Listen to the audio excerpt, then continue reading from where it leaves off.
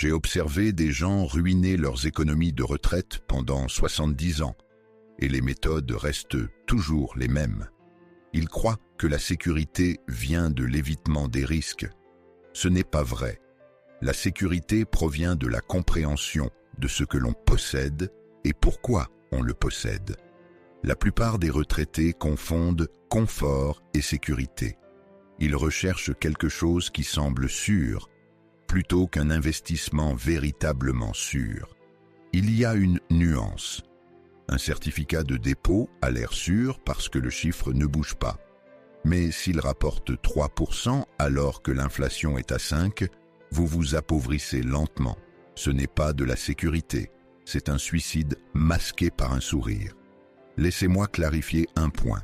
Il n'existe pas d'investissement parfaitement sûr. Quiconque vous dit le contraire est soit dans l'ignorance, soit en train de vendre quelque chose. Ce qui existe, ce sont des choix intelligents. Vous pouvez échanger la croissance contre la stabilité.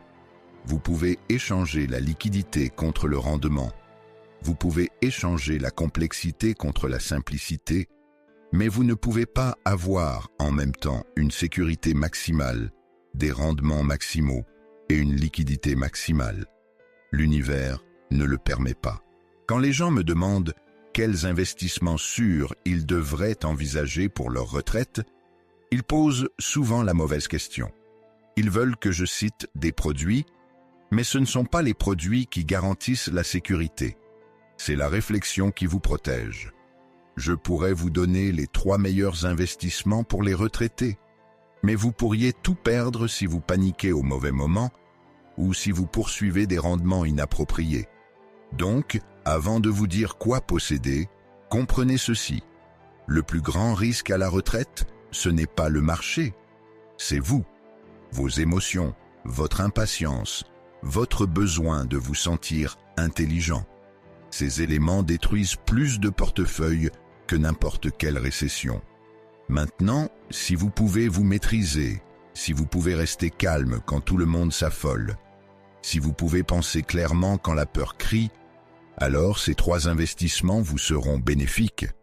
Pas parce qu'ils sont magiques, mais parce qu'ils sont conçus pour la survie. Ils ne vous rendront pas riche du jour au lendemain, mais ils vous éviteront de mourir pauvre. Et à la retraite, c'est le seul jeu qui en vaut la peine. La première chose que tout retraité sensé devrait posséder, c'est un investissement si ennuyeux que la plupart des gens ne peuvent pas le supporter. Ils recherchent de l'excitation. Ils veulent de la croissance. Ils souhaitent avoir l'impression de faire quelque chose de palpitant. Ce dont ils ont réellement besoin, c'est l'équivalent financier d'une entreprise de service public, stable, prévisible et d'un ennui sans fin.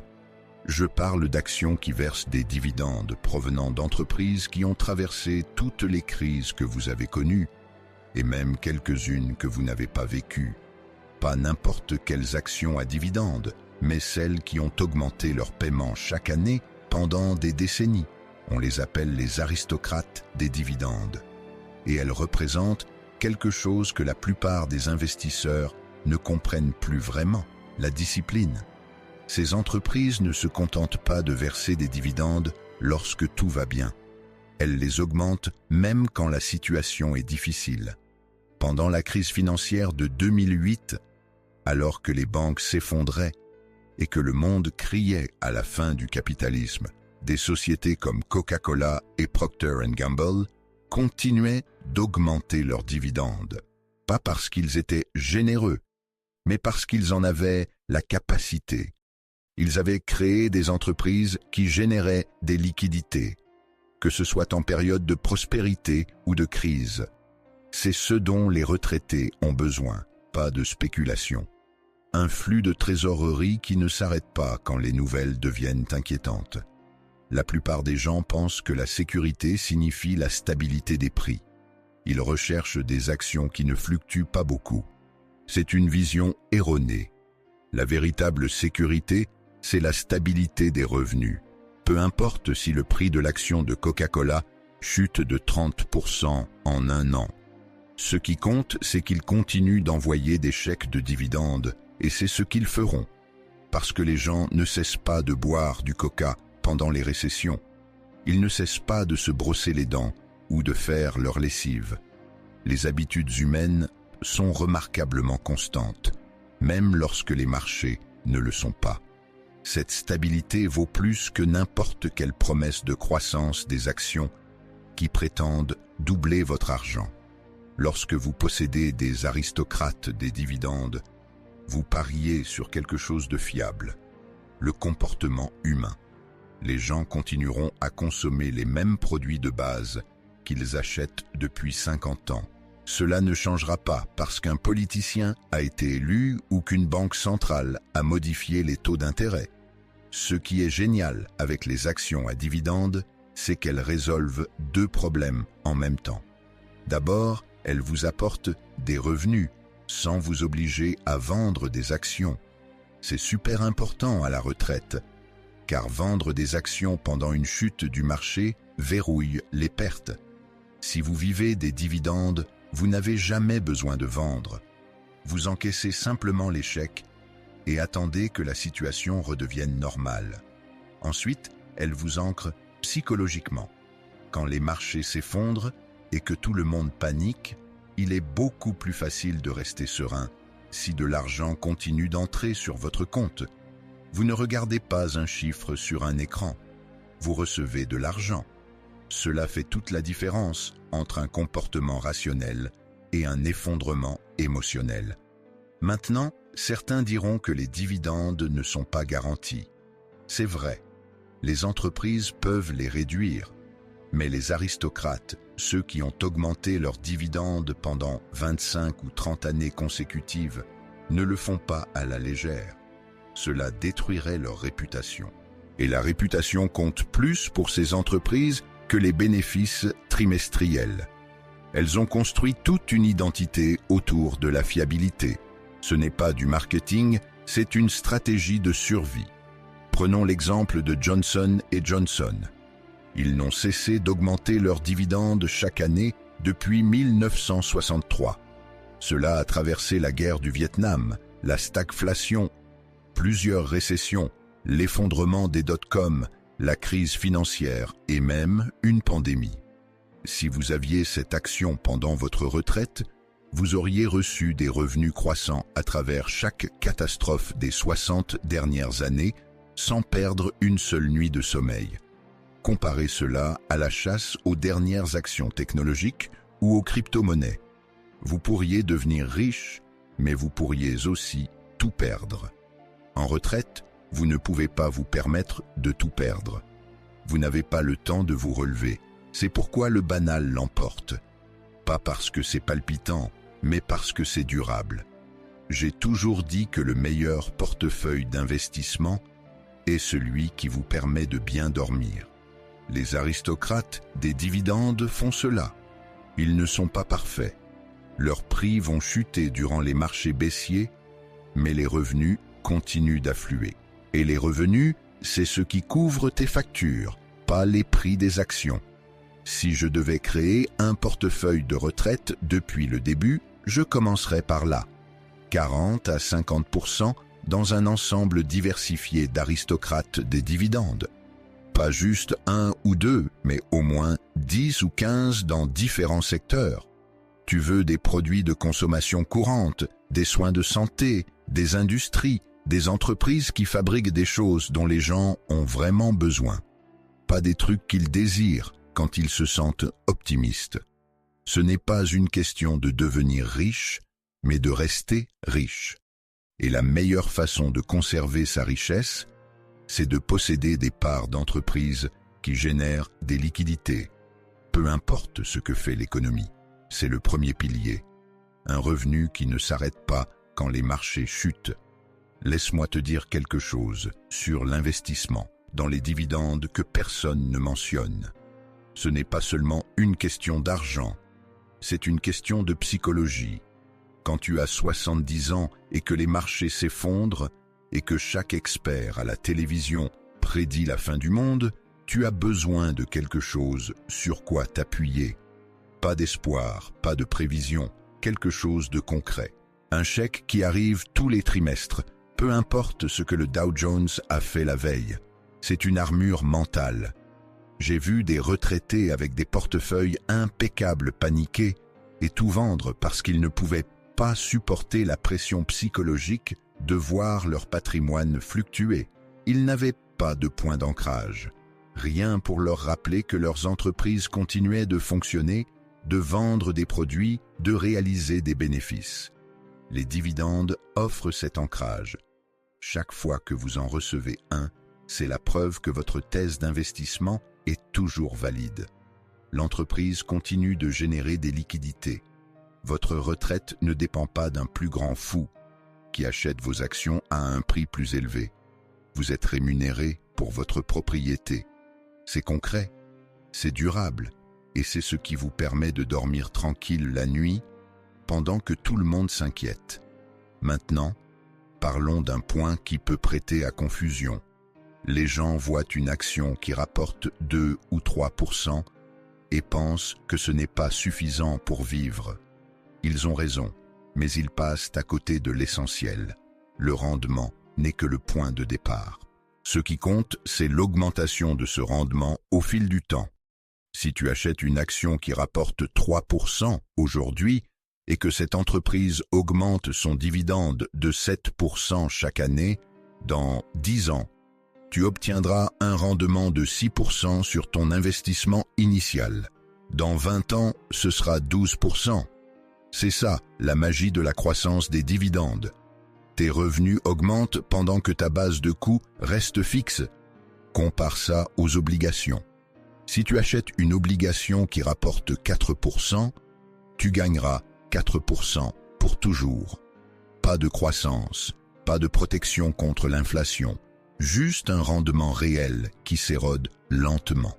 Les actions à croissance de dividendes t'offrent à la fois des revenus et une protection contre l'inflation, car les bonnes entreprises augmentent leur prix. Et quand elles augmentent leur prix, elles peuvent aussi augmenter les dividendes. Tu ne luttes pas contre l'inflation, tu en profites. C'est pourquoi j'ai toujours préféré les actions aux obligations pour les retraités. Certes, les actions sont plus volatiles, mais volatilité et risque ne sont pas la même chose. La volatilité, c'est le mouvement des prix. Le risque, c'est la perte permanente de capital. Si tu ne vends pas, la volatilité ne te fait pas de mal, c'est juste du bruit. Mais l'inflation te touche chaque jour, que tu le remarques ou non.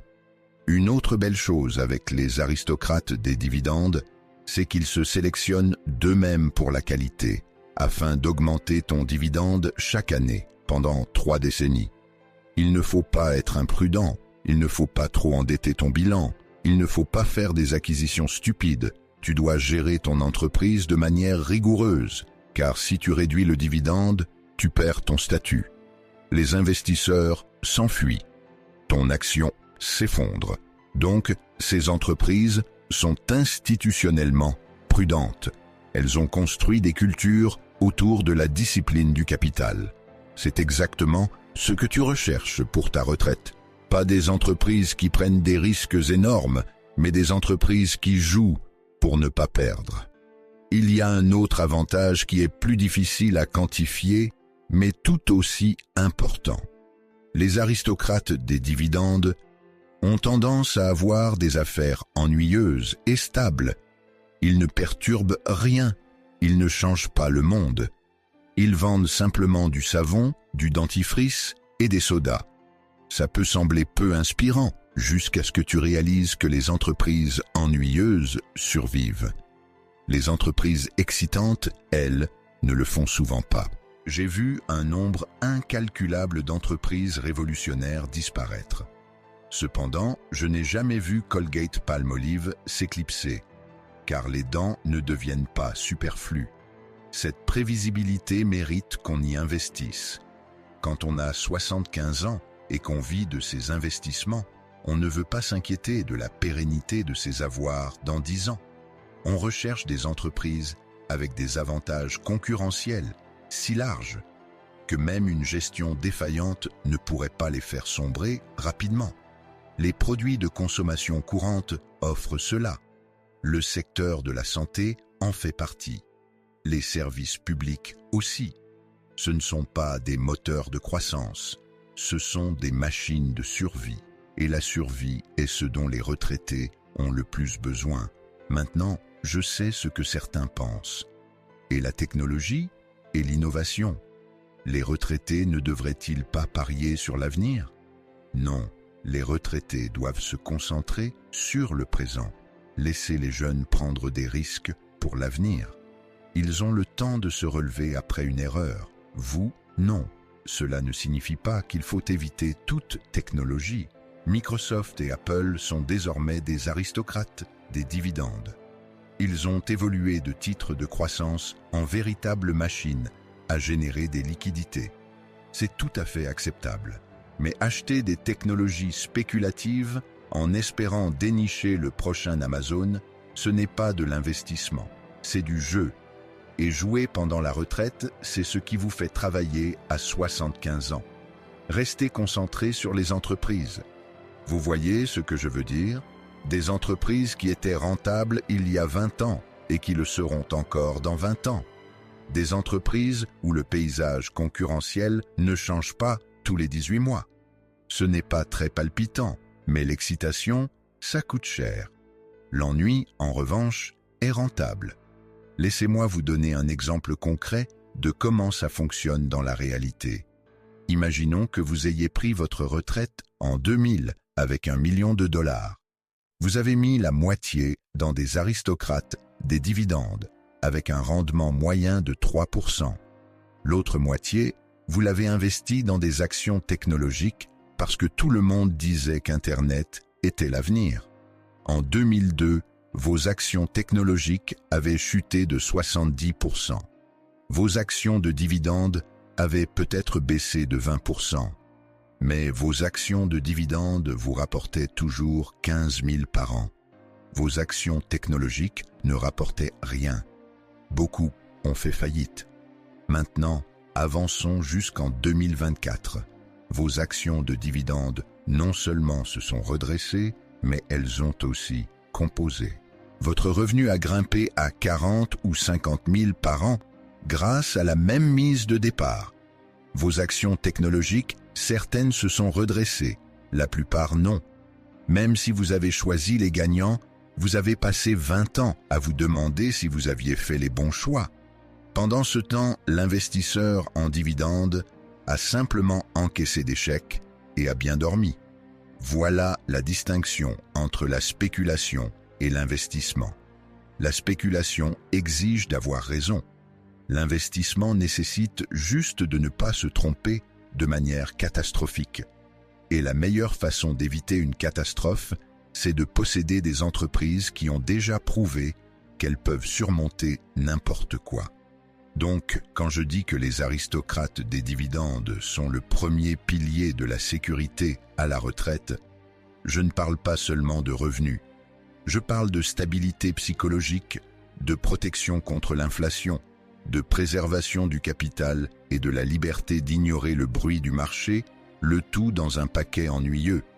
La plupart des gens ne feront pas cela. Ils vont courir après des rendements plus élevés provenant de sources plus risquées. Ils achèteront des obligations pourries, ou des actions privilégiées, ou des partenariats limités. Ils vont comprendre à leurs dépens que des rendements sans sécurité ne sont rien d'autre qu'un prêt que vous accordez à quelqu'un qui ne pourra probablement pas vous rembourser. Ne commettez pas cette erreur. Acceptez un rendement plus faible provenant d'une qualité supérieure. Car dans 30 ans, l'action de haute qualité avec un faible rendement aura surpassé les actions à haut rendement de mauvaise qualité par un facteur de 5 ou 10. Ce n'est pas de la magie, c'est le résultat de la survie et de l'effet de composition. C'est le premier investissement. Les aristocrates des dividendes. Pas tout votre argent, mais le cœur, la base, la partie qui vous permet de dormir pendant que tout le reste brûle. Le deuxième investissement dont les retraités ont besoin est encore plus simple que le premier. C'est pourquoi presque personne ne le fait correctement. Les gens détestent la simplicité en finance. Ils pensent que si ce n'est pas compliqué, ce ne peut pas être bon. C'est faux. Les meilleures idées sont généralement simples. Elles sont juste difficiles à mettre en œuvre parce qu'elles nécessitent de la patience plutôt que de l'ingéniosité. Je parle des fonds indiciels. Plus précisément, des fonds indiciels de marché large qui possèdent tout. Le S&P 500 ou mieux encore, un indice de marché total. Un fonds. Des milliers d'entreprises. Pas besoin de deviner. La plupart des retraités ne devraient pas choisir des actions individuelles. Ce n'est pas une critique, c'est des mathématiques. Si tu ne sais pas ce que tu fais, choisir des actions, c'est comme jouer au casino. Et même si tu sais ce que tu fais, tu es en compétition avec des pros qui ont de meilleures infos et des ordinateurs plus rapides. Les chances ne sont pas de ton côté, mais voilà ce que tu peux faire. Tu peux toutes les posséder. Quand tu investis dans un fonds indiciel, tu ne paries pas sur le génie d'une seule entreprise ou sur l'élan d'un secteur. Tu paries que les êtres humains vont continuer à se lever chaque matin et à essayer de gagner de l'argent. C'est un pari que je ferai à chaque fois. Ça a fonctionné pendant des siècles et ça fonctionnera encore pour le siècle à venir. La raison pour laquelle les fonds indiciels sont si puissants, c'est qu'ils éliminent l'émotion de l'équation. Tu ne peux pas chipoter, tu ne peux pas te surpasser. Tu possèdes simplement le marché et tu le laisses faire ce qu'il fait, c'est-à-dire monter avec le temps tout en effrayant tout le monde en cours de route. Depuis 1928 jusqu'à aujourd'hui, le S&P 500 a enregistré un rendement d'environ 10% par an, même si ce n'est pas le cas chaque année.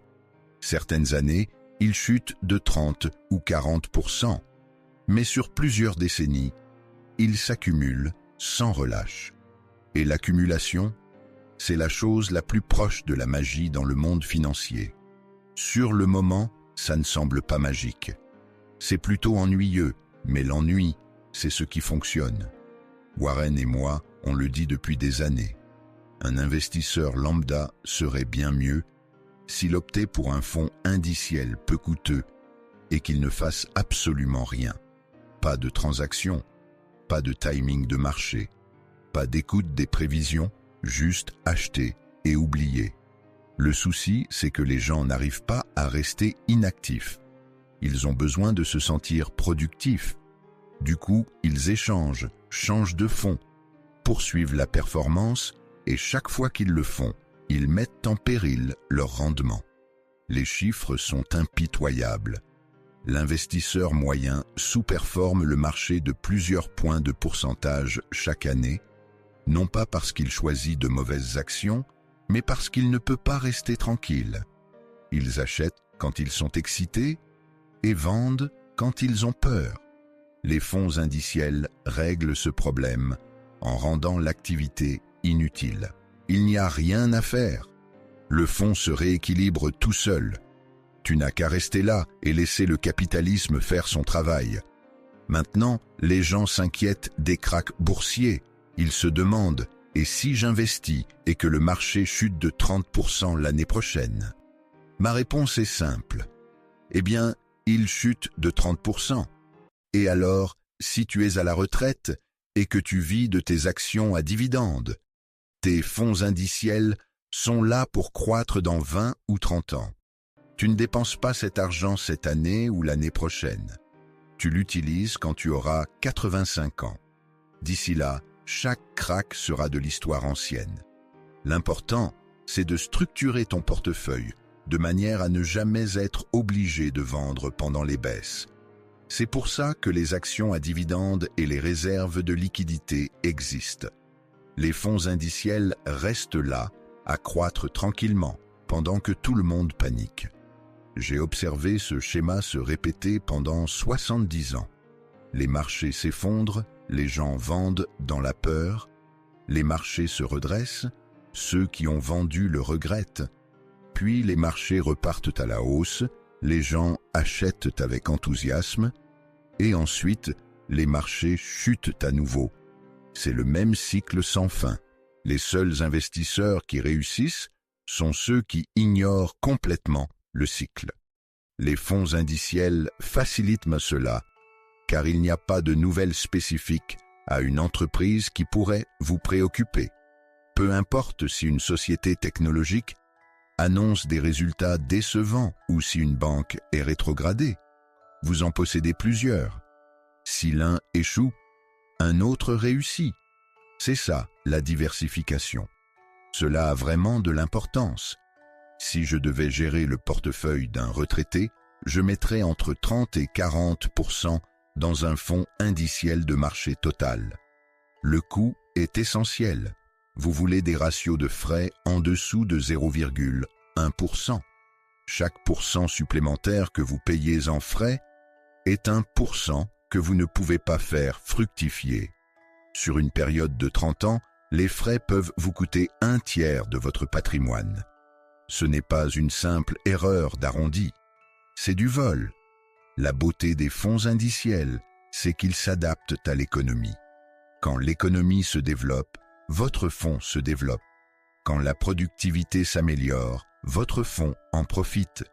Vous ne pariez pas sur le génie d'un PDG ou sur l'avenir d'une seule industrie. Vous pariez sur l'effort humain dans son ensemble. Les humains sont plutôt doués pour créer de la valeur au fil du temps, même s'ils paniquent de temps en temps. Donc, le deuxième pilier est assez simple. Possédez tout à travers des fonds indiciels. Pas parce que c'est palpitant, mais parce que c'est efficace. Pas parce que c'est astucieux, mais parce que c'est durable. Il n'est pas nécessaire d'être brillant pour détenir un fonds indiciel. Il suffit de rester investi. Et c'est justement là que la plupart des gens échouent. Laissez-moi vous expliquer pourquoi les fonds indiciels sont particulièrement importants pour les retraités. Ce n'est pas seulement une question de rendement, c'est une question de simplification des décisions. Chaque décision que vous prenez est une occasion de vous tromper. Chaque transaction est une occasion de paniquer. Chaque rééquilibrage est une occasion de faire une erreur. Les fonds indiciels éliminent la plupart de ces occasions. Vous achetez une fois, vous conservez pour toujours. C'est tout. Cette simplicité est puissante parce que la retraite est le moment où votre capacité à prendre des décisions commence à diminuer. Peu importe à quel point vous étiez intelligent à 50 ans. À 80 ans, vous êtes plus lent. Ce n'est pas une insulte, c'est de la biologie. Votre temps de réaction ralentit. Votre capacité à traiter des informations complexes diminue. Tu deviens plus vulnérable aux arnaques et aux mauvais conseils. Donc, la dernière chose que tu veux à 80 ans, c'est un portefeuille qui demande une attention constante et des décisions compliquées. Ce que tu souhaites, c'est quelque chose que tu peux laisser de côté, quelque chose qui fonctionne, que tu sois attentif ou non. Les fonds indiciels font exactement ça. Ce sont les investissements parfaits à mettre en place et à oublier. Et c'est précisément ce dont tu as besoin quand tes capacités cognitives ne sont plus ce qu'elles étaient. Il y a un autre avantage souvent négligé. Les fonds indiciels t'empêchent de prendre des décisions émotionnelles basées sur les nouvelles. Quand tu possèdes des actions individuelles, chaque rapport de bénéfice te touche personnellement. Chaque dégradation d'analyse te ressemble à une attaque. Tu commences à douter de toi-même. Devrais-je vendre? Devrais-je en acheter plus? Cette entreprise est-elle toujours bonne? Avec un fonds indiciel, rien de tout cela n'a d'importance. Tu ne possèdes pas une seule entreprise au point de te soucier de ses résultats trimestriels. Tu détiens juste l'ensemble. Et l'ensemble augmente toujours avec le temps, car c'est ainsi que fonctionne le capitalisme. Les entreprises médiocres s'éteignent, tandis que les entreprises de qualité prospèrent. L'indice s'ajuste tout seul. Vous n'avez rien à faire. Cette fonctionnalité d'autopilotage est précieuse pour les retraités, car les pires erreurs d'investissement surviennent lorsqu'on est stressé, fatigué ou inquiet. Et la retraite apporte tout cela. Problèmes de santé, perte de son partenaire, déclin cognitif, effondrement du marché et chaos politique. Il y a toujours quelque chose pour vous plonger dans l'angoisse. Les fonds indiciels vous aident à résister à cette panique en éliminant le besoin d'agir. Vous ne pouvez pas vendre à la panique un fonds indiciel et vous sentir intelligent à ce sujet, car vous vendriez tout, l'ensemble de l'économie productive. C'est clairement une idée stupide, donc vous ne le faites pas. En revanche, il est possible que vous vendiez à la panique des actions individuelles, car vous pouvez vous raconter une histoire sur les raisons pour lesquelles cette entreprise en particulier est vouée à l'échec. Les fonds indiciels empêchent cette auto-tromperie. J'ai aussi remarqué que les investisseurs en fonds indiciels dorment mieux. Ce n'est pas simplement parce que leurs rendements sont meilleurs, même s'ils le sont souvent, mais parce qu'ils ne se remettent pas constamment en question. Ils ne passent pas leur nuit à se demander s'ils auraient dû vendre Microsoft ou acheter plus d'Apple. Ils sont simplement investis sur le marché, et le marché fera ce qu'il a à faire. Cette tranquillité d'esprit n'a pas de prix. Je donnerais beaucoup pour bien dormir. La plupart des gens dépensent beaucoup et dorment mal parce qu'ils compliquent l'investissement plus que nécessaire. Maintenant, certains s'opposent aux fonds indiciels pour des raisons philosophiques. Ils affirment que vous investissez dans des entreprises en lesquelles vous ne croyez pas, des entreprises qui polluent, fabriquent des armes ou font des choses avec lesquelles vous n'êtes pas d'accord. C'est vrai. Quand vous possédez un indice, vous possédez tout, le bon, le mauvais et le laid. Ma réponse est simple. Votre objectif à la retraite n'est pas de sauver le monde. C'est de ne pas manquer d'argent. Si vous voulez changer le monde, faites-le avec votre temps et votre énergie, pas avec vos économies de retraite.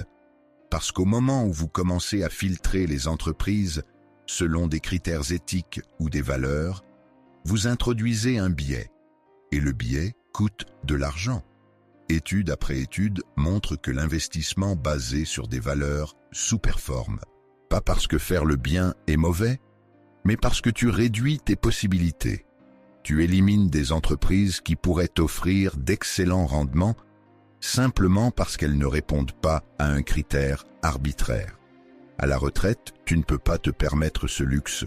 Il te faut chaque avantage possible. Et le plus grand atout, c'est une large diversification.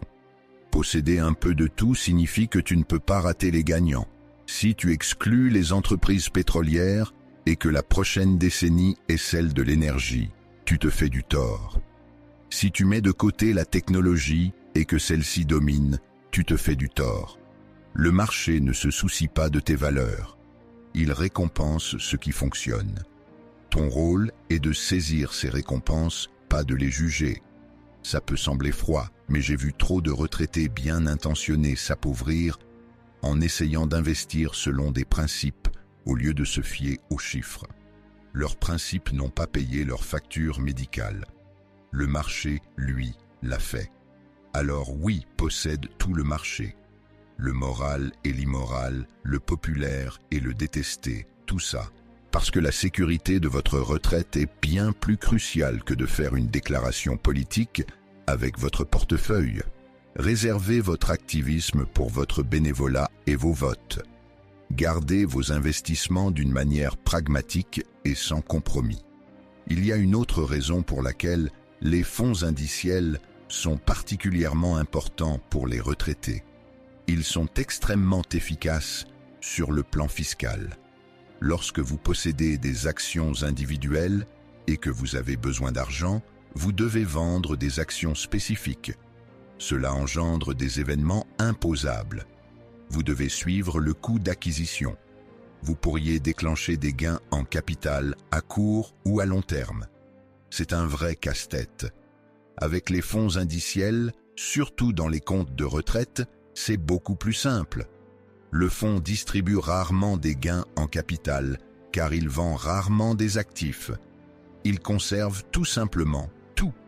Ainsi, votre argent fructifie sans impôt, ou avec un impôt différé selon le type de compte. C'est énorme sur une période de 30 ans. J'ai vu des gens perdre 20 ou 30% de leur rendement potentiel à cause des impôts simplement parce qu'ils étaient en train de trader constamment. Les fonds indiciels résolvent ce problème en favorisant l'inaction. Et l'inaction est à la fois fiscalement avantageuse et bénéfique pour le moral. Laisse-moi te donner l'essentiel sur les fonds indiciels. Ils ne sont pas palpitants. Ils ne te donneront pas l'impression d'être un génie. Tu ne pourras pas t'en vanter lors des soirées, mais ils te rendront discrètement plus riche que 95% des investisseurs qui essaient d'être malins. Car investir ne consiste pas à être astucieux, c'est une question de justesse. Et la manière la plus simple d'avoir raison, c'est de posséder un peu de tout et d'attendre. C'est exactement ce que permettent les fonds indiciels. Donc, le deuxième pilier de la sécurité à la retraite, c'est un fonds indiciel large, entre 30 et 40% de ton portefeuille. Peu coûteux, ennuyeux, mais efficace. Tu l'achètes, tu l'oublies, tu le laisses fructifier pendant les 20 ou 30 prochaines années. Et quand tu auras 90 ans et que tu auras besoin d'argent, il sera là. Avoir grandi tranquillement pendant que tu étais occupé à vivre ta vie. C'est ça l'idée. Investir devrait être quelque chose qui se passe en arrière-plan pendant que tu te concentres sur ce qui compte vraiment. La famille, la santé, les expériences, pas les graphiques boursiers et les appels de résultats. Les fonds indiciels rendent cela possible. Ils sont l'équivalent d'un pilote automatique en matière d'investissement. Fixez votre destination et détendez-vous. Le système vous y conduira. C'est le deuxième type d'investissement. Simple, solide, inarrêtable. Le troisième investissement dont ont besoin les retraités est celui que la plupart des gens évitent, car il ne ressemble pas du tout à un investissement. Il ne rapporte aucun dividende. Il ne génère aucune croissance. Il reste là, inactif, pendant que l'inflation grignote lentement sa valeur. Je parle de liquidité. Pas d'argent caché sous votre matelas. Pas d'argent sur un compte courant qui ne rapporte rien. Des équivalents de liquidité, des bons du trésor à court terme. Des fonds de marché monétaire garantis par la dette gouvernementale. Ce sont des actifs que vous pouvez transformer en argent de poche, en 24 heures, sans perdre le sommeil. Les gens détestent détenir des liquidités pendant leur retraite. Ils pensent que c'est paresseux. Ils calculent les coûts d'opportunité comme si c'était un échec moral. Ils voient les actions grimper et se sentent idiots de ne pas être pleinement investis. C'est exactement l'inverse. L'argent liquide n'est pas un poids mort. C'est une position stratégique. C'est ta protection contre le fait d'être contraint de faire quelque chose de stupide au pire moment possible. Laisse-moi te raconter ce qui arrive aux retraités qui n'ont pas de réserve d'argent. Les marchés s'effondrent. Ils ont besoin d'argent pour vivre. Ils doivent vendre des actions.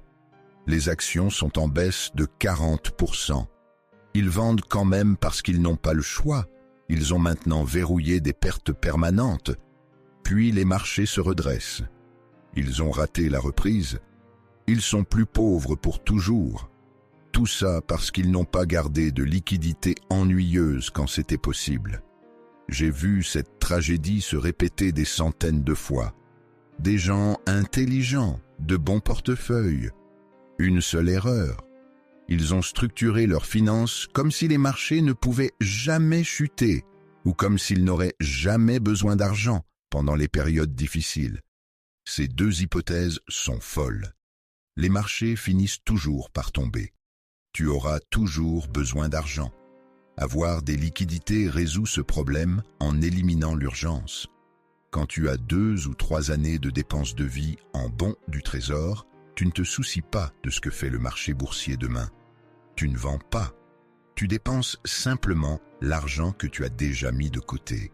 Cette liberté vaut bien plus que n'importe quel rendement. Pendant la crise financière de 2008, ceux qui ont réussi à s'en sortir n'étaient pas ceux qui avaient les meilleurs gains en 2007. Ce sont ceux qui avaient suffisamment de liquidités pour éviter de vendre au plus bas. Ils pouvaient rester tranquilles pendant que tout le monde était contraint d'agir. Cette patience leur a sauvé la mise. Dans certains cas, Cela les a même rendus riches, car ils pouvaient acheter quand les autres ne le pouvaient pas. C'est ce que l'argent liquide vous offre, des options. Quand les marchés sont en hausse, vous dépensez de l'argent. Quand les marchés sont en baisse, vous laissez les actions se redresser et vous dépensez de l'argent à la place. Vous agissez toujours avec force, jamais par désespoir. La bonne quantité de liquidité dépend de vos dépenses. Si vous dépensez 50 000 par an, gardez entre 100 et 150 000 en équivalent de liquidité. Cela représente 2 à 3 années de dépenses. Ça peut sembler beaucoup, et c'est le but. Vous voulez avoir suffisamment de marge pour que même si les actions chutent de 50% et restent à ce niveau pendant 2 ans, vous soyez tranquille. Vous n'êtes pas stressé. Vous ne prenez pas de décision par peur. Les gens diront que garder 3 années de dépenses en liquide signifie rater des gains sur le marché boursier. C'est vrai, mais cela signifie aussi éviter des liquidations forcées lors des cracks. Je préfère ce choix à chaque fois, car l'objectif à la retraite n'est pas d'obtenir des rendements maximaux, mais de garantir sa survie. Voici un autre avantage dont personne ne parle. Avoir de l'argent liquide fait de vous un meilleur investisseur. Quand vous savez que vos factures sont couvertes pour plusieurs années, vous réfléchissez plus sereinement. Vous arrêtez de réagir aux gros titres. Vous ne vérifiez plus votre portefeuille tous les jours comme si c'était un score de match. Vous pouvez vraiment attendre que la rationalité revienne. Sans liquidité, vous êtes vulnérable. Chaque baisse du marché ressemble à une urgence. Chaque cycle d'actualité semble être un appel à l'action. Vous commencez à prendre des décisions émotionnelles déguisées en stratégie. C'est comme ça que les gens se retrouvent dans des situations difficiles. Ils confondent activité et intelligence. Maintenant, certains affirment que garder de l'argent liquide est risqué à cause de l'inflation. Ils ont raison dans un sens. L'argent liquide perd de son pouvoir d'achat. Mais perdre 2% par an à cause de l'inflation, c'est rien comparé à une perte de 40% en un mois parce que tu as vendu des actions dans la panique. Le risque n'est pas unidimensionnel. Le risque de ne pas avoir assez de liquidité est bien plus important que celui d'en avoir trop. Les bons du Trésor à court terme sont presque sans risque.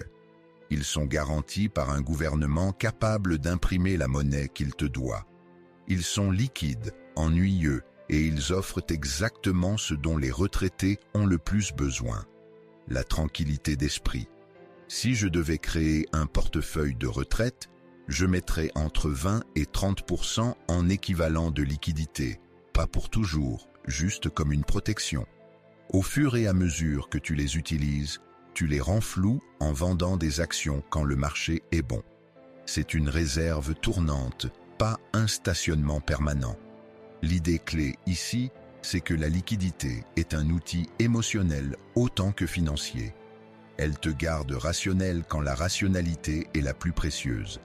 Elle t'empêche de faire quelque chose d'irréversible au pire moment. Ça vaut bien plus que de courir après 1% de rendement supplémentaire.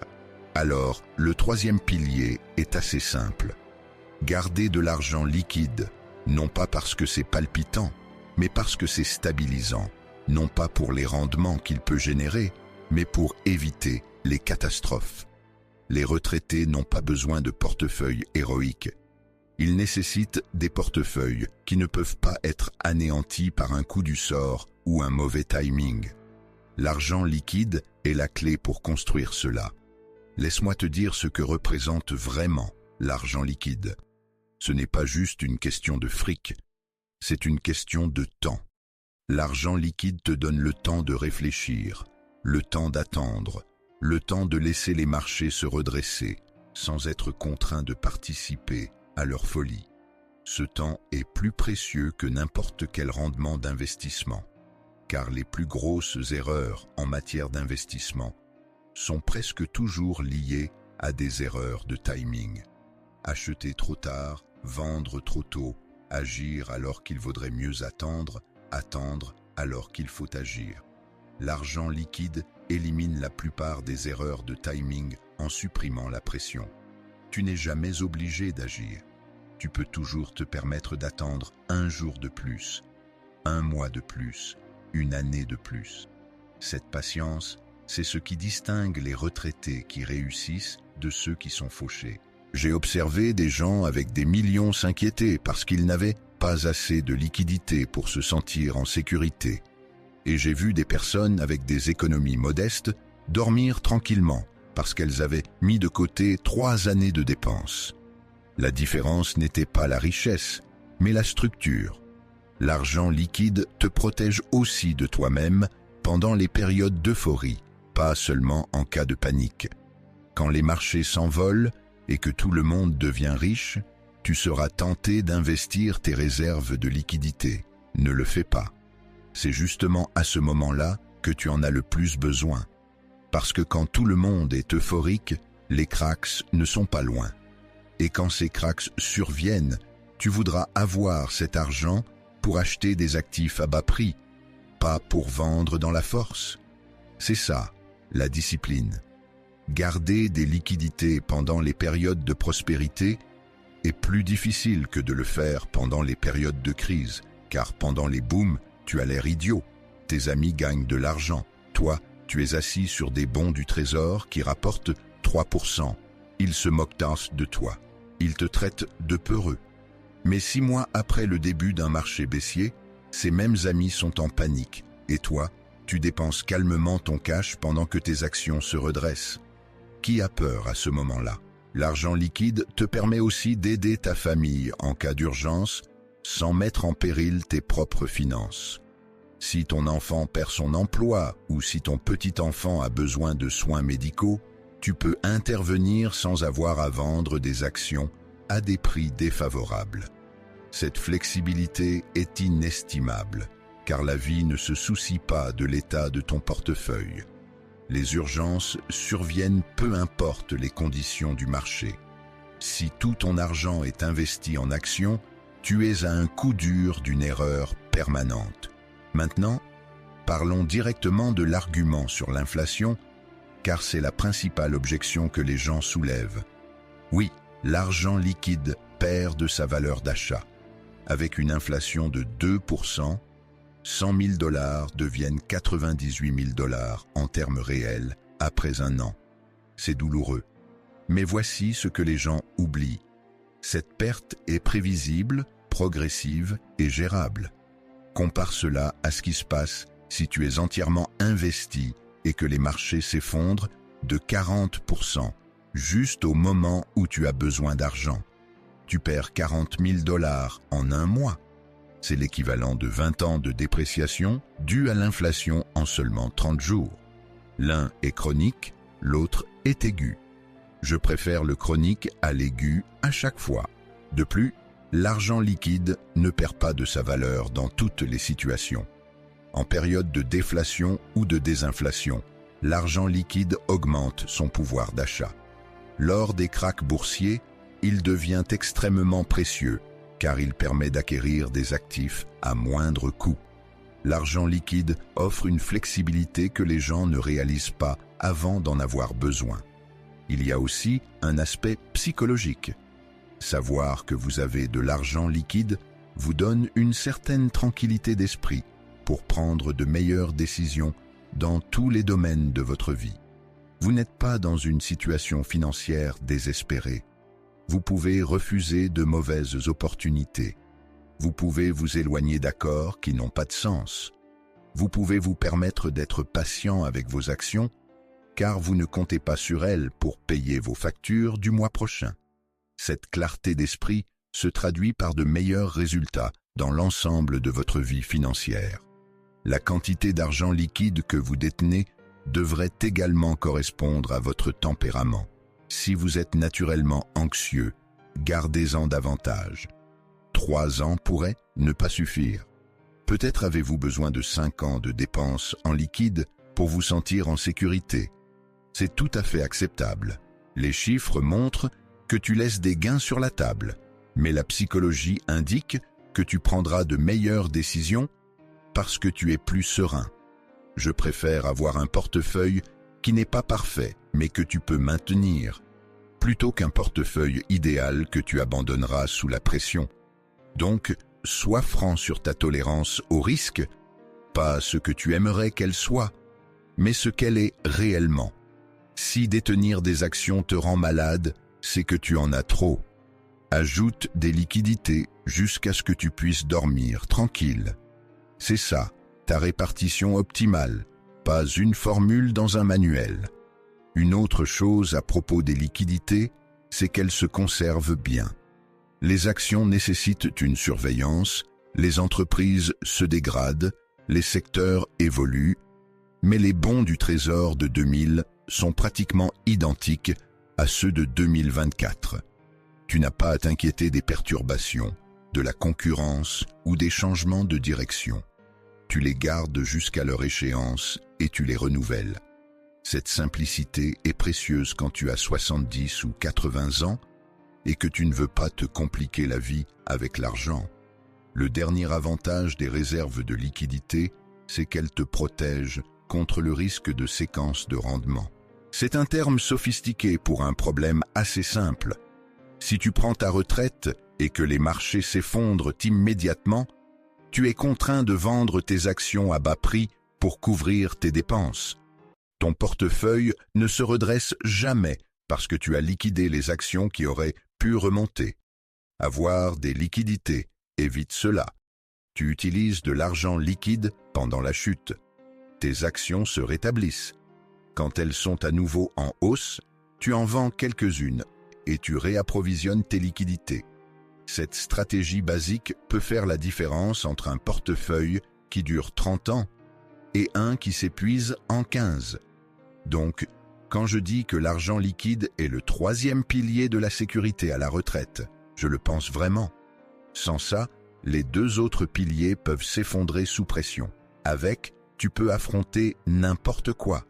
Tu n'es jamais contraint, jamais désespéré, jamais agissant par peur. Tu es toujours aux commandes. Ce contrôle, c'est vraiment ça, la sécurité. Pas des rendements élevés, mais le contrôle.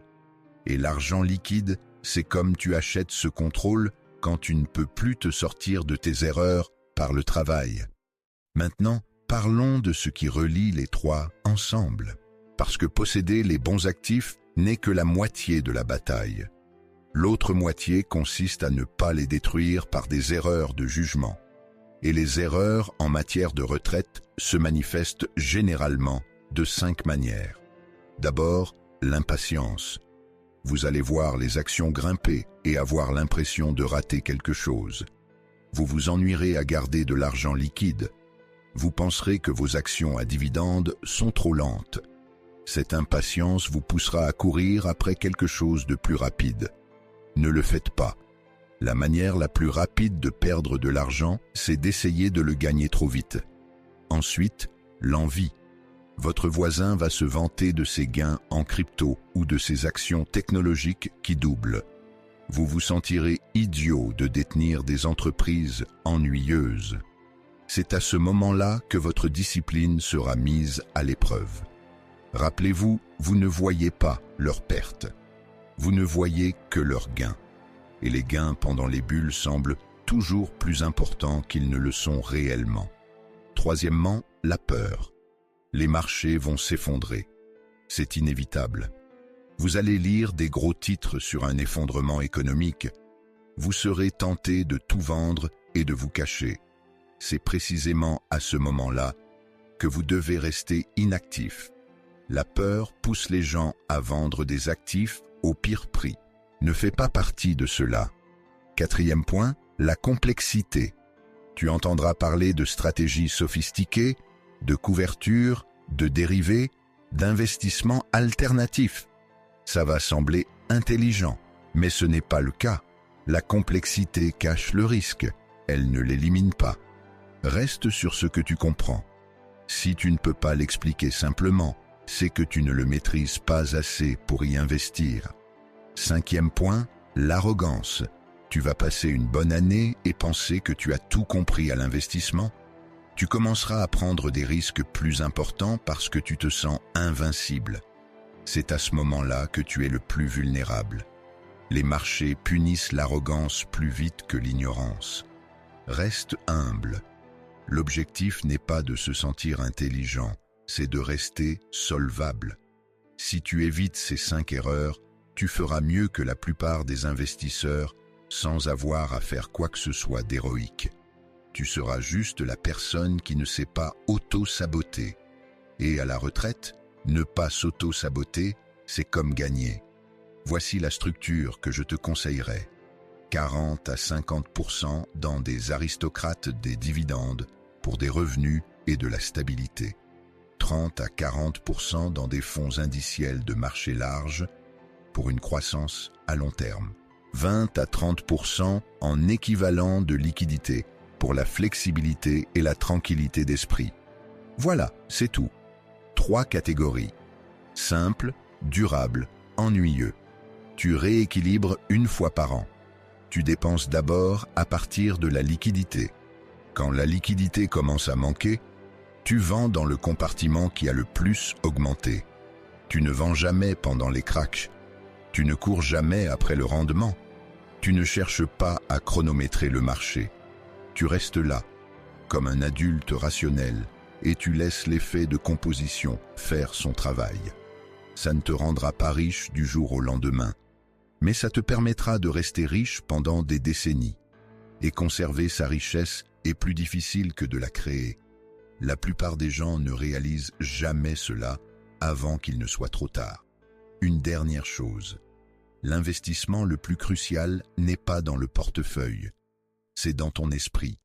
Si tu arrêtes d'apprendre, de lire, de réfléchir, aucune allocation d'actifs ne pourra te sauver. Ton jugement est ton atout le plus précieux. Garde-le affûté. Lis les rapports annuels. Étudie l'histoire. Comprends ce que tu possèdes et pourquoi. Le jour où tu cesses d'apprendre est le jour où tu commences à faire des erreurs coûteuses. Je continuais à lire jusqu'à mes 90 ans, non pas parce que j'avais besoin de plus d'argent, mais parce que je voulais rester mentalement alerte. Un esprit vif s'accumule, tout comme le capital, peut-être même davantage. À la retraite, ce n'est pas seulement une question de gérer de l'argent, il s'agit de se gérer soi-même. Vos émotions, votre discipline, votre capacité à penser clairement quand tout le monde est en train de paniquer. C'est ça, la vraie compétence. Ce n'est pas de choisir des actions, mais de rester lucide. Si vous parvenez à faire cela, si vous pouvez structurer vos finances autour de la durabilité plutôt que de l'excitation, vous vous en sortirez bien. Pas parce que vous étiez brillant, mais parce que vous étiez constant. Et la constance sur des décennies surpasse toujours la brillance. Warren et moi ne sommes pas devenus riches en étant plus intelligents que les autres. Nous avons accumulé notre richesse en étant moins stupides plus longtemps. C'est le seul avantage dont vous avez besoin. Les 3 investissements que j'ai mentionnés sont des outils. Ils fonctionnent si vous les utilisez correctement. Ils échouent si vous paniquez, si vous courez après, si vous cédez ou si vous confondez mouvement et progrès. Donc, la vraie question n'est pas ce que vous devez posséder. C'est une question de savoir si tu peux rester tranquille assez longtemps pour que ça fonctionne. La plupart des gens ne le peuvent pas. C'est pourquoi beaucoup échouent. Ne fais pas partie de cette majorité. Sois ennuyeux, sois patient, sois rationnel. Le monde finira par te récompenser et quand cela arrivera, tu comprendras quelque chose que la plupart des investisseurs ne saisissent jamais. La sécurité n'était pas un achat, c'était un état d'esprit que tu as cultivé.